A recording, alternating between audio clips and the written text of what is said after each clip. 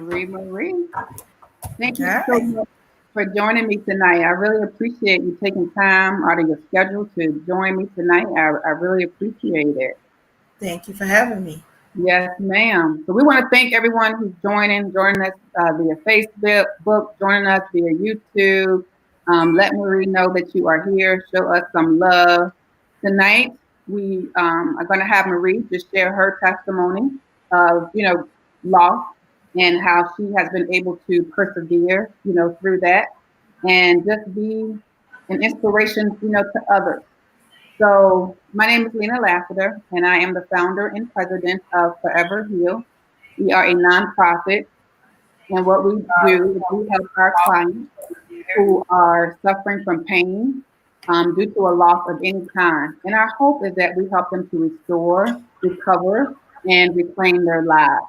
And we do that several different ways through one-to-one grief recovery classes. We do grief classes and we also help children with loss. So we teach educators and counselors how to help children with loss. We also do seminars in the workplace called The Hidden Cost of Grief in the Workplace. So thank you again so much for being here, Miss Marie Lassiter Black. I just appreciate it. And I know, guys, whoever is watching, our advertisement had went out that we were going to have multiple speakers tonight. However, I didn't want Marie's story to be rushed. I think this topic is too important to give someone 10 minutes.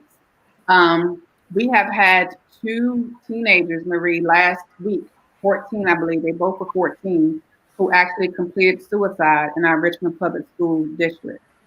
So, with that being said, I just feel like we just need more time tonight with you to have, this conversation. Okay. And we can definitely bring on more speakers, later on to, just finish up, the topic on Suicide Prevention Awareness Month. But I just didn't feel right about trying to rush you through 10 minutes of your testimony and what you have been doing. Okay. We're also going to have Nyla Harris join us. And she is a youngster. And she's going to share, just online learning, talk about bullying. I know that's part of your testimony as well. So we'll have her come on and share a little bit, too. So a mother of five. You have six children, but you have five that are here with you. Yes. You work for the school district, born and raised in Cleveland. Mm-hmm. And yes, guys, yes, Lassiter, she's family. Yes, we are in Cleveland. And you have been in the marketing field for 10 years as well. I didn't know that. Yes. Yeah. Yeah. Hi, That's Miss what I Pat. began. Good to see you, Miss Pat. Keep watching. Keep watching. This is going to be a powerful one tonight. Oh. Okay. Well, we're going to just go ahead and get started. I want to share just a few facts about just suicide when it comes to our youngsters. And Marie, you may have more statistics than I do, so please feel free to correct me, update me if any of my information is stale. But we know that suicide among our young people continue to be a serious problem. And suicide is the second leading cause of death for children, adolescents, and young adults between the ages of 15 to 24. So again, in our school district last year, two young children, 14 years old, our vice president is at one of the vigils tonight for one of the 14-year-olds, their family. So among our younger children, suicide attempts are often impulsive, and they may be associated with the feelings of sadness, confusion, anger, attention deficit disorders, um, just sad feelings, and then we know that there are risk factors, right, Marie, that are involved in it. So it could be like a family history, exposure to violence, and bullying. Again, I know that's part of your testimony. Some of our kids feel a sense of hopelessness, and some of our kids feel a sense of helplessness. There could be warning signs, and sometimes they're not. Right. Because some of the warning signs could be change in their eating habits or sleeping habits. Could be, them being sad, frequently. It could be them being withdrawn. It could be frequent complaints about physical pain, like their stomach hurt or headaches, or they could be preoccupied with death. Right. Um, so we know that those are, some of the signs, right? Um, and I think as parents, and again, you can help us with this. We can't be afraid to have these conversations with our children, and we have to talk to them about how they feel, and Mm-hmm. specifically ask the questions: are you feeling sad or depressed? Are you thinking about hurting or killing yourself? Have you ever thought about hurting or killing yourself? But more Mm-hmm. importantly, after we ask the question, we have to listen. Yes. We have to listen. We have to make sure that we're listening to what they're saying and what they're not saying. So again, thank you for joining me tonight. I really appreciate you being here. I said it before we came live, we went live, that just to hear your story and to know what you endured, and you want to share it with our listeners, and to be able to take that pain and drive it to inspire and to encourage and to help others on a yearly basis with what you do. I admire you, I honor you, I respect you, and I love you. So Mm-hmm. we're gonna have Nyla pop in here. Hi, Nyla. Hi. There she is. Boy. All right. So, Marie, let's just start with you. And Nyla, we'll Okay. come back to you in 1 second. All If you right. wouldn't mind, just share. So, Dancing for Life Praise Dance Fest, you had another successful one on Saturday. Tell us Yes. about that. How did it come to be? Share your testimony with us. Oh my goodness. Yes, we just completed the sixth annual Dancing for Life Praise Dance Fest to combat suicide. Dancing for Life Tyree Black organization. It's a nonprofit organization, and it was conceived out of, unfortunately, the birth was birthed from my son's death. So it's just something that we do every year at a venue at my church, and it's entitled a Praise Dance Fest because my son was a praise dancer. He was a hip hop dancer. He was well known throughout the city of Cleveland as a dancer. So I just decided to carry on his memory, and really it's centered around how I deal with my grief every year. And I get choked up. I get very emotional when I talk about my child.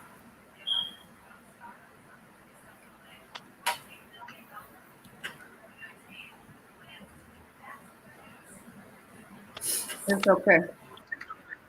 His birthday was Saturday, and it was the sixth annual event.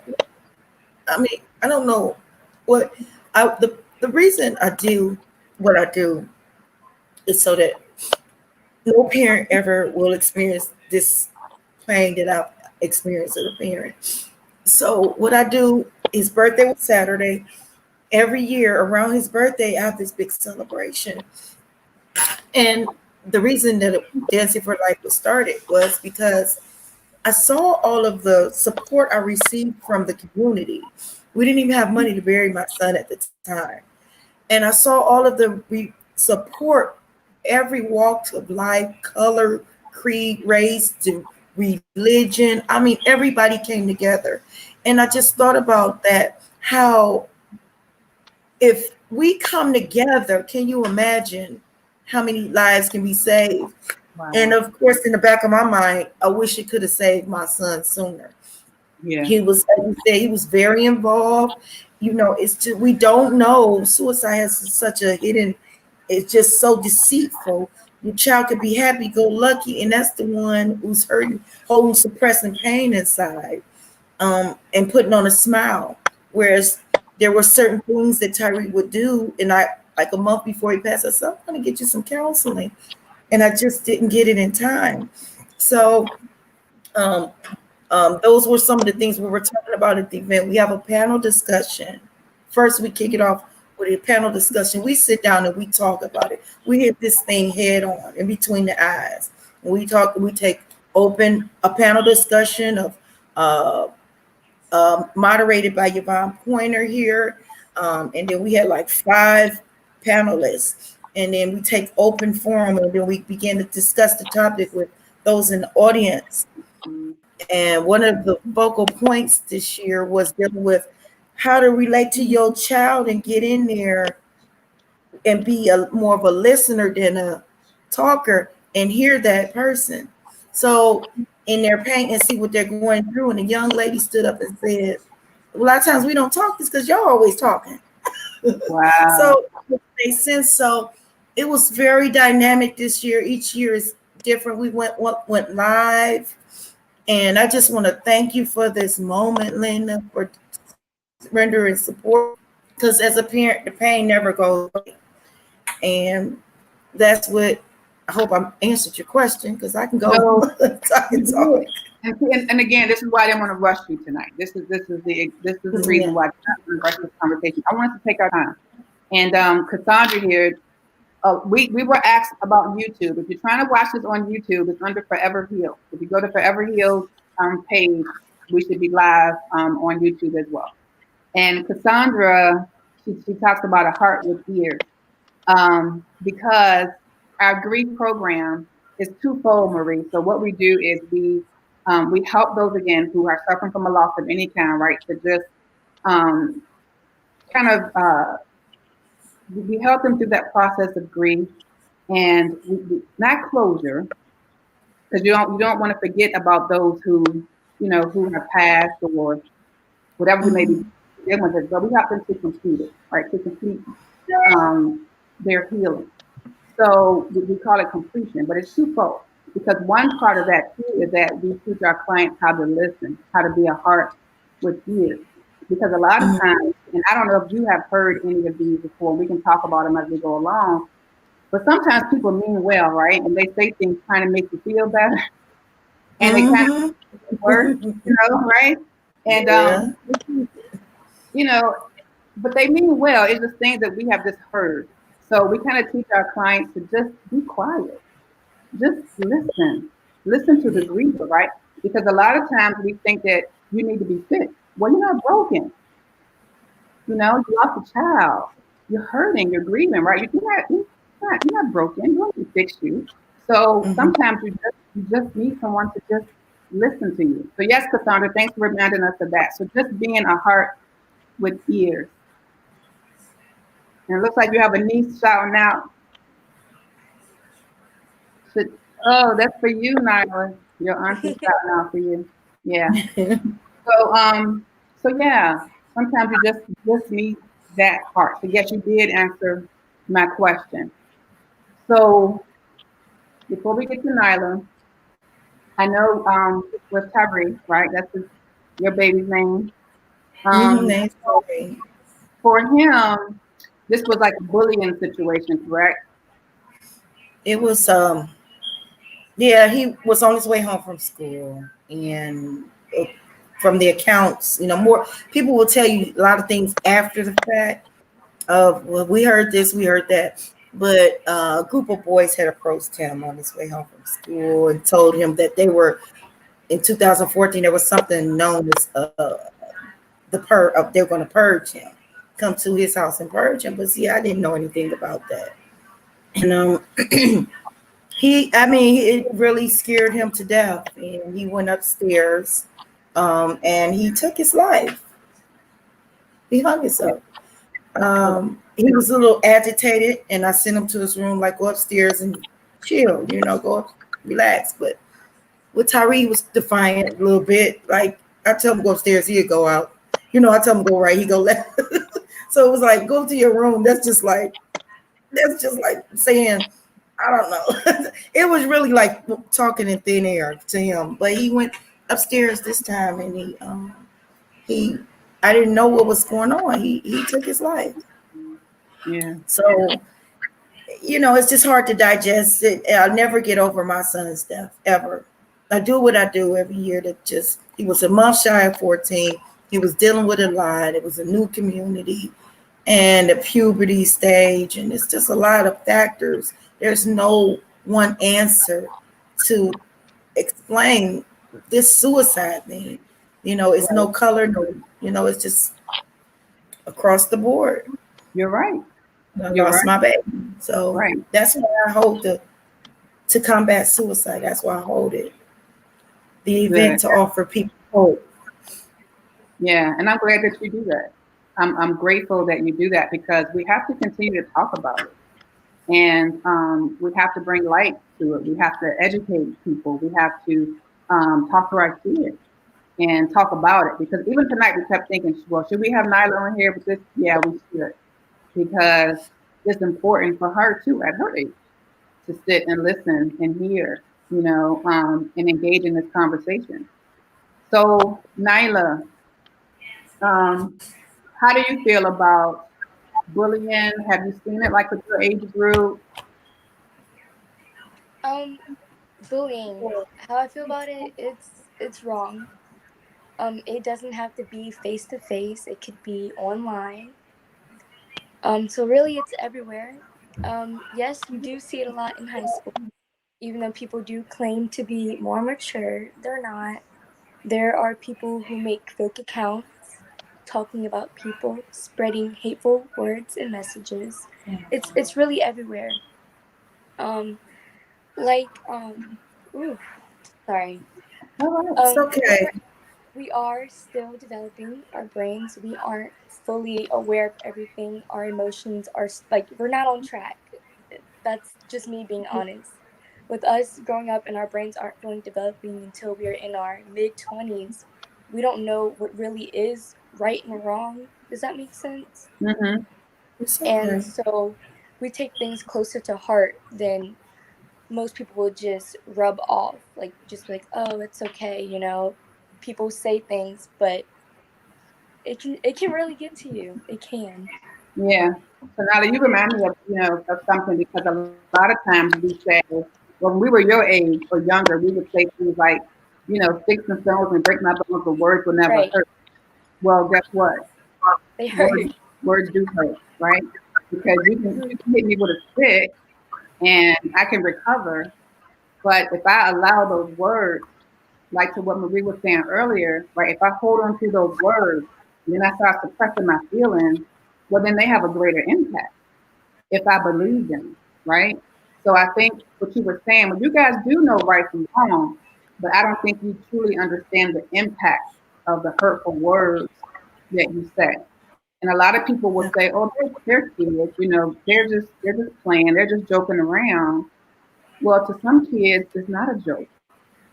To some kids, it's not just playing around, right? So even outside of the bullying setting, I talked a little bit last week about, sometimes going to school, Marie and Nyla, that's like a safe haven for some kids, especially if they are in toxic environments at home. And I know, Marie, that's not your story, but that's the story for some people. For some kids, Nyla, it's the bullying. Some kids it's just the trauma, at home. And for them going to school around their educators. If we have any educators out here, I just want to say that I appreciate you. I love you. I respect what you do because for me growing up, in a home being child abuse with my, alcoholism in my family, right? So the educators, I kind of looked up to them and I felt the love from them. And I couldn't wait to go to school. That was like my safe haven. So now you guys are at home. So some of those kids who are going through that grief and that trauma at home, they don't have that safe place at school.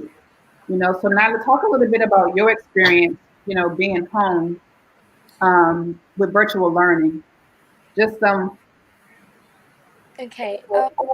Virtual learning, it's kind of 50-50. For one, like I feel like it's really positive. Like they are really helping us getting ready for college, doing stuff on our own. But at the same time, it's really hard because we have individual and synchronous time. So synchronous time is when you are with your teacher, and that's only from 20 to 30 minutes. And that's basically them waiting for everybody to get on, making sure no one has computer issues, and maybe going over the homework from last night. and just telling us what to do after. And after that, you're just done and you're on your own for the rest of the hour. You can always go back in and ask questions, but it's not the same as being there in person, asking like, hey, can we try a different example? Can you maybe put this into like a real world situation so I can understand it? But yeah, it also helped me that I go to my friend's house once in a while and go there, because if I don't have that one-on-one time with my teacher, at least can I have one-on-one time with my friends and my peers, because maybe they understand something that I don't, and that they could maybe explain it differently to where the point where I would get it and understand it, like, oh, okay, now I get it. Thank you for explaining to me. Is there anything else that I could help you with? And maybe we can work on this together. Right. Right. Yeah, and that's good. You still having that interaction, with your friends and trying to keep, those connections as well. So thank you for sharing that. And about the bullying, and you're right. And Marie, you know what?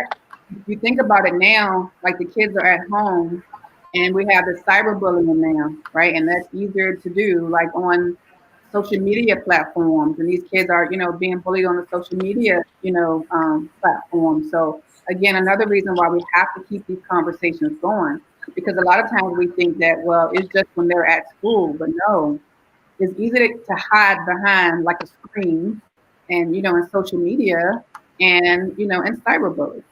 So we have to, address that, as well.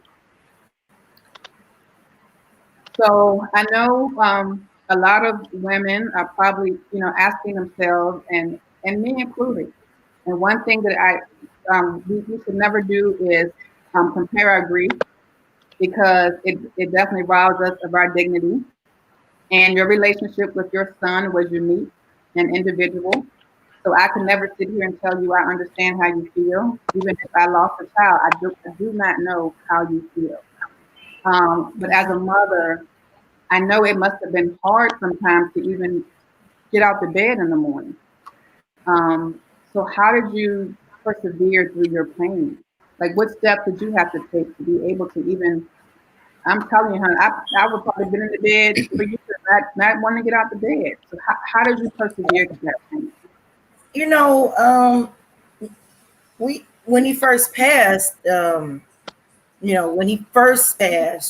everybody was trying. I was just passing out and going in and out, and but I just knew that I needed to worship God, because that was the only. I didn't want any medicine at that time. I wanted to stay there because my baby was in the other room laying on the gurney dead. And the first thing that came out of my mouth was, when I saw my dead child, when the imprint of the cord on him, around his neck, they took off the cord, but I still saw the imprint. And the first thing I saw that came out of my mouth was, I love you, I love you. Because when I told him to go up to his room, we didn't depart without me telling him, I love you. And the first thing, as a parent, it suggests to every parent, if you even reprimand your child, make sure you reinforce that you love your child. Tell them you love them in some type of way, hug them, kiss them, show them some type of love continually, because that may be the thing that saved their life. Well, my mom loves me. You know what I'm saying? That's reinforcing, that's beating their head more than the odds that's against them. But when he passed, I just was out of it, and I knew to pull to God. But still, my flesh man was out of it, Lena. And after everything was said and done, I had to go get help. I had to go away for about 3 days. After it was said and done, when I went home, and I was in there by myself, it was just, my children were in pain. I was in pain. I had to be there for my children. And they called me from my insurance company and said, do you need aid? And I almost said yes, but I had my children I had 5 more children, and they were still in middle school, 1 in high school, and like 2 in elementary, still to fight for. And I'm telling you, it was the hardest, but I had to pray. Everybody still, the support, that's why I started Dancing for Life. The support, the people loving on me. And I had to get still therapy. So, because when I have flashback. I can go right back. Whereas we moved back to the city where my son passed. We moved away and came back, and I Okay. drove past the area that took me back to where he had used to play basketball every day. And I just went right back, and my therapist calls me once a month and called me right in the nick of time, and I just poured my heart out to her. I pour my heart out to God. Thank you, God. But thank you, Lord, for the help, the therapy. It's nothing wrong with it.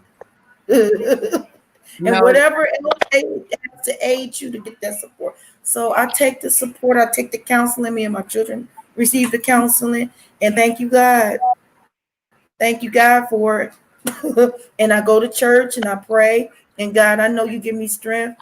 And I get my counseling, and we all get our counseling.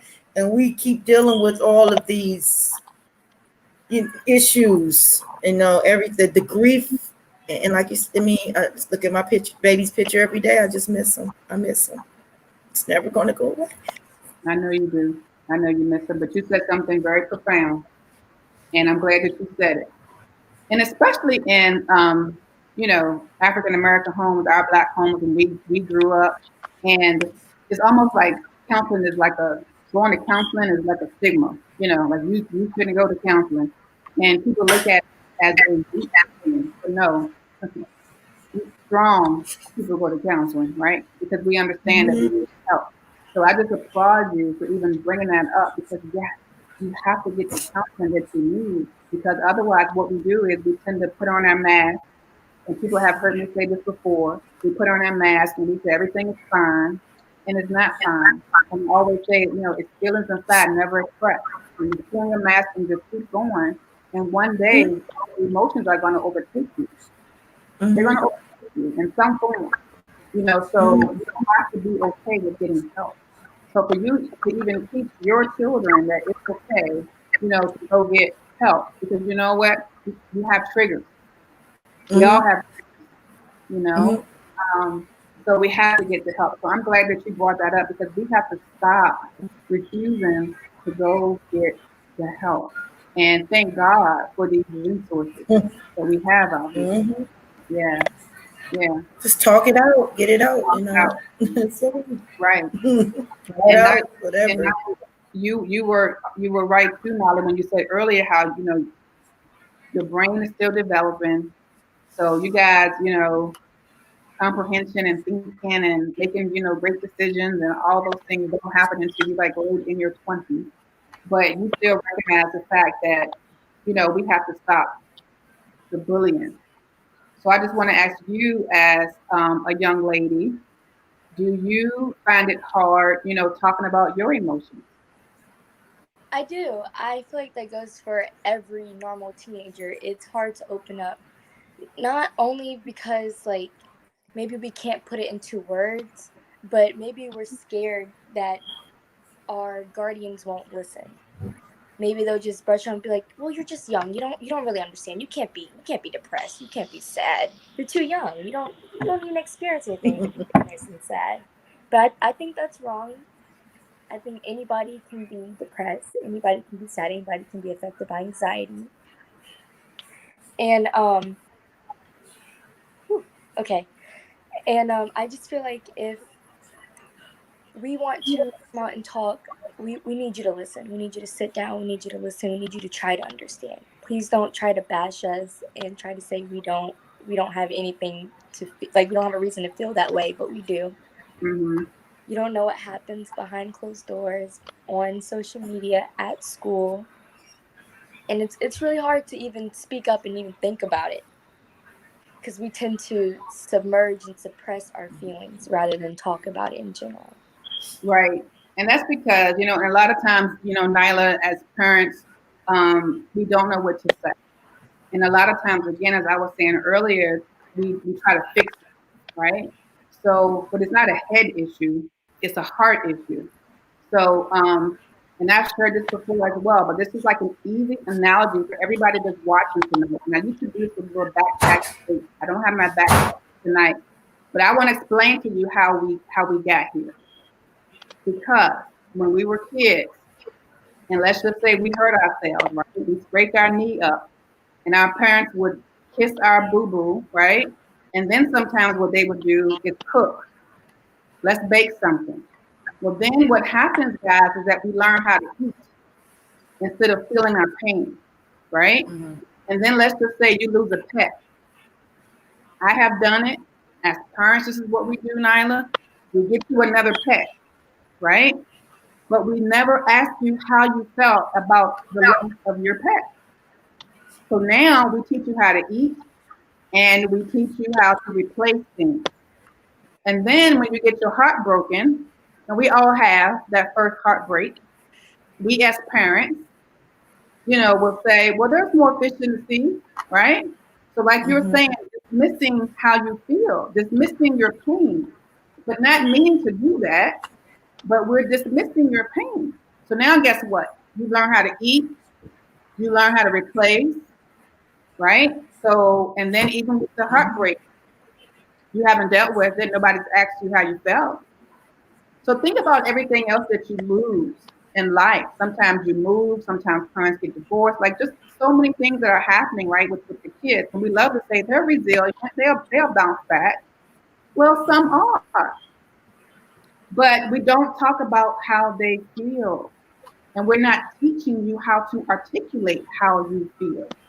And then when you fast forward that to an adult and you're on your job and somebody passed away and your grief is due to a death, because grief can be due to a ton of things, any loss of any kind, right? They give you bereavement time.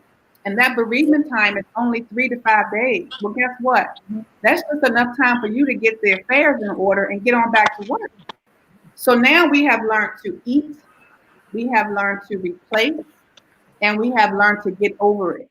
And people love to tell you to get over it and not tell you how to get over it. People love to tell you to leave it at the altar, but not tell you how to leave it at the altar.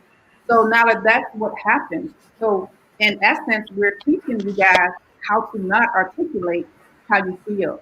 And I think the reason that we kind of stray away from that is because grief is uncomfortable because we don't understand it. So you're right. Sometimes kids are depressed, and parents may say, "Well, you can't be depressed, but you haven't even lived life yet." But we have to listen. And parents and educators, if you don't hear me say anything else, you have to listen. Cassandra said it earlier. You have to learn how to be a heart with ears. And if you are thinking in your mind what you're going to say to your child before they finish talking, guess what? You are not listening.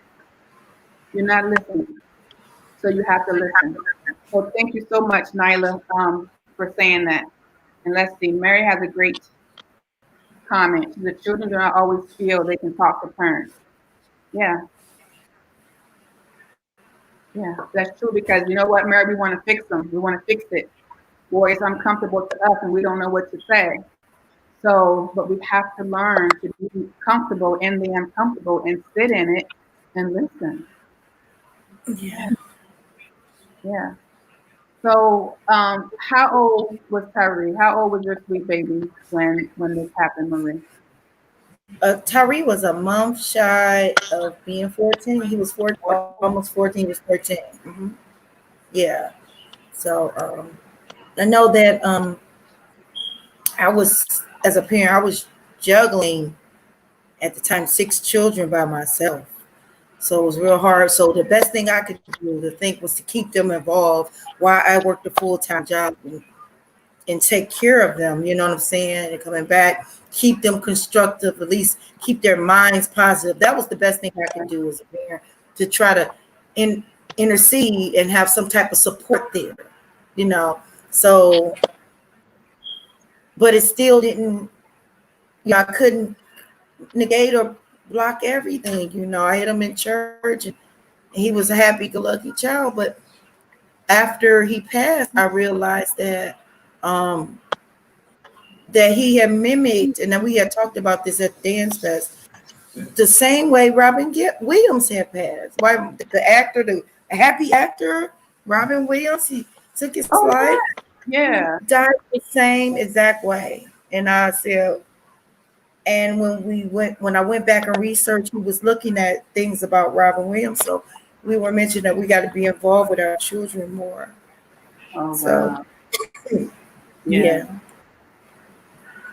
what Yeah. things they're facing. Yeah. Right. And that's a good point too, right? Paying attention to what they're looking at, because sometimes they could be looking at someone else who completed suicide, or they may say things like, "Well, I won't be around to bother you, long." And parents have to pay attention to some of those comments. So thank you so much, for sharing your story. I know it can't be easy, to talk about. So every year, you guys you put on this Dancing for Life. You have a panel discussion, and Mm-hmm. you have praise dancing in honor, of him. Yes. It looks like it's just a huge community affair. So talk to us a little. Exactly.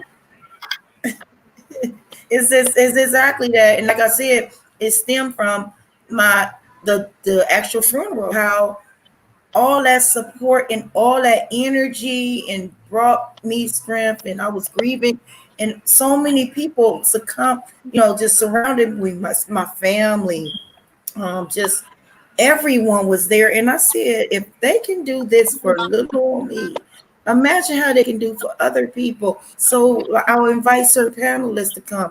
They don't charge me a dime, and they come free of charge and just give of themselves. And that's even Wow. more, I think that is even more impactful, the genuine and sincerity. And they just come out there and they just share and answer questions and take out of their time, and then we'll go into the dance fest after we sit down and tackle this monster head on. And we try to give children hope, have a someone there to pray for them. And also, if you don't want to get prayer, there's a counselor there. Wow. So it's just to give them support and show them that they're loved, and give youth mainly a chance to go ahead and get it out. Yeah. Learn to get up and get it out and talk about it and get to dance too. And it's just really a liberal affair, and just feel like you have a glimmer of hope. If your boyfriend or broke your heart, or whoever, you know what I'm saying? We all go through that, even not just you, older people go through it too. That's right. And that dark spot, you in your room, nobody loves me. Yes, you are. The one thing I remember my parents always instilled me, Jesus loves me. And that stuck. And a lot of that is not like that, but a lot of you now, but that my parents drove that in my head, Jesus loves me. And that just, even though I had my times where, even when I was younger, I was down there messing around and depressed at times, and wanted to consider, I did in college, I took some pills.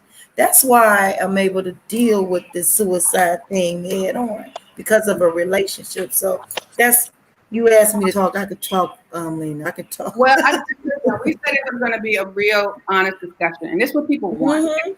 They want authentic conversations, right? We don't want to be sitting here and having anything scripted. No, real talk. Because you know what? This is going to help someone else. Because there may be a mother or somebody right now with some pills, contemplating, suicide. There may be Okay. an educator ready to give up, and because of what I said, don't give up, because you are doing it, educator. You are making a difference. I tell you, I still try to find that teacher to help me years ago. I can't find her, because I want her to know that she helped to save my life, because I was in elementary school thinking about killing myself.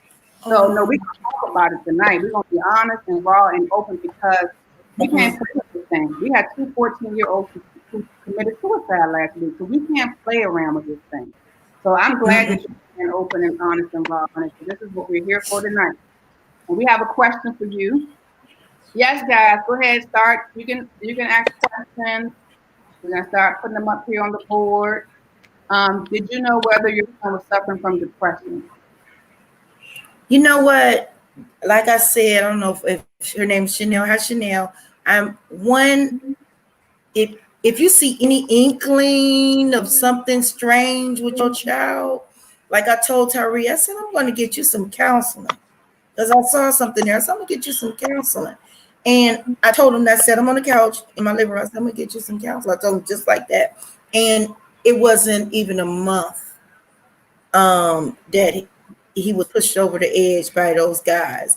But he needed the counseling because some things he may not want to disclose to mommy as a 13-year-old. I'm a mom, a single mom. I was trying to get him I wanted to find the right counselor. I was trying to get him like a big brother, big little brother's thing. In him that was his big brother, little brother, but I wanted to find the right big brother. So you can't trust your child with everybody either. So it's just hard. But Right. I saw some things, and I did. I said, I'm going to get you counseling, but I didn't know about the bullying part, which pushed them over the edge. Right. So you with 6 kids, I have to keep my sanity, take care of my children, and it's a lot. It's a lot. If you see any inkling, don't take it lightly. Yep. Because they are not playing. And then, one thing I want to interject. His friend even told me, his best friend told me later, said he was just playing. See, it's so many accounts. This suicide. That's why when we do this thing, we go forth dancing for life. This is no joke.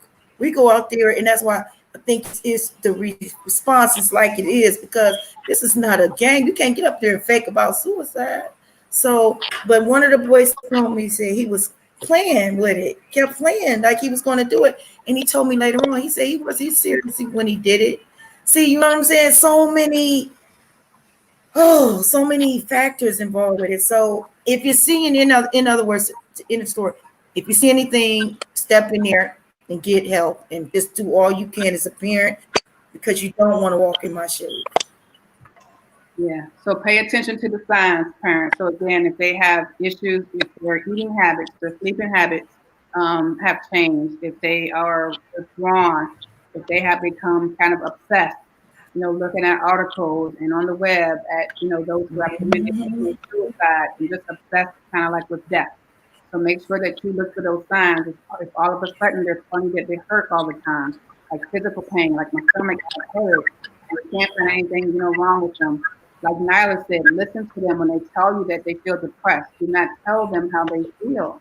Let them express how they feel. So definitely look for the signs, pay attention. And to Marie's point, sometimes it may be said like as a joke, but if it's said as a joke, take it seriously. Take it seriously and talk to your children. Talk to your children.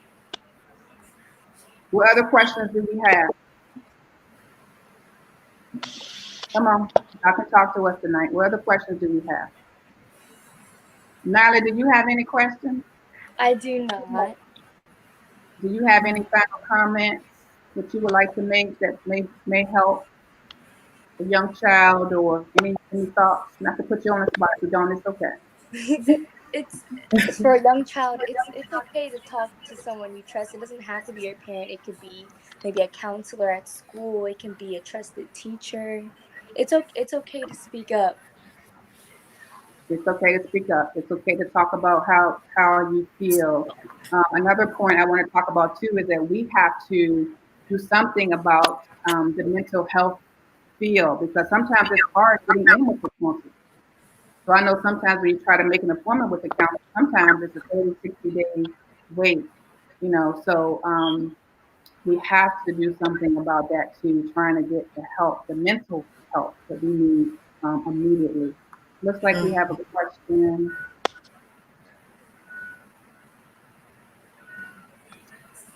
Yes, Patricia, there is an 800 number to call for suicide, and I will post that in the link. I'll post that number in the link. Okay. Any other questions? Marie, any final thoughts, sweetheart? Anything that you wanted to share that you didn't have an opportunity? Hang in there, parents. Do all you can. I know we have our own personal lives. We need our brain breaks. We need our woosah time. We need to get away a little bit. And I know it gets tough, but still don't let anything get you off track or focus away from your kids. Whereas they, just stay abreast of everything you see. My son was, I think the question also posed, was he depressed? He was a happy kid. He was just one of the happiest kids, dancers you would ever think. He was a strong young man, and that's why it shocked everyone. Everyone was just blown away. that child took his life. So I encourage parents, do everything you can to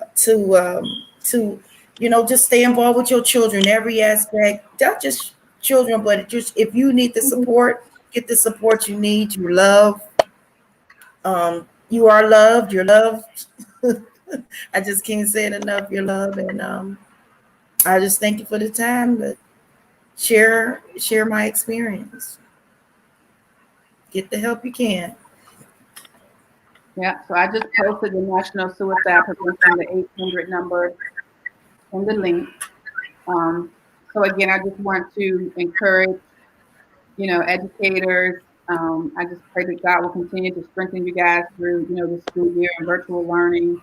I know, losing children, again, we lost two here, last week in the Richmond Public School District. I know it's hard on you guys as well. But I just want to thank you again for your service. Just continue to be patient because you don't know what kids are going through at home.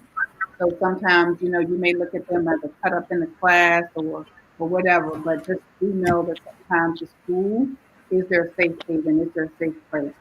Nyla, thank you so much for coming on tonight and sharing as a young little lady and helping us understand how you feel and reminding us parents that, we have to learn to listen, to your concerns. And my sweet Marie, you just keep being a light, sweetheart. You keep bringing inspiration, sharing your testimony. Again, I know that, it's not easy to share your experience. And I know when someone is taken in a tragic way like that, sometimes we can tend to get caught up on how they, passed away. But you have taken how he passed away to bring hope and encouragement and love to other kids, and other children, and to give them that safe haven, every year. So I just want to encourage you to keep doing what you are doing. Thank you for just being such a positive light and inspiration. I admire you. And thank you both. We have some thank yous from those who are watching. Thank you, Dr. Jackie. She said, thank you for sharing your experience. Oh, welcome.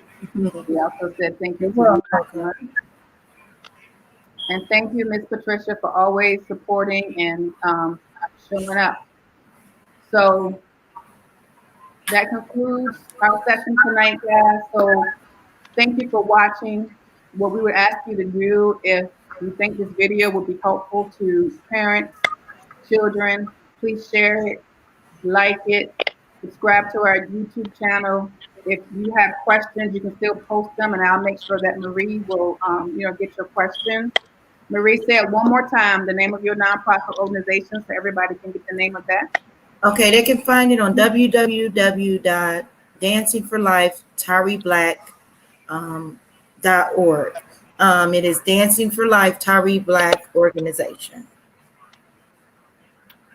All right.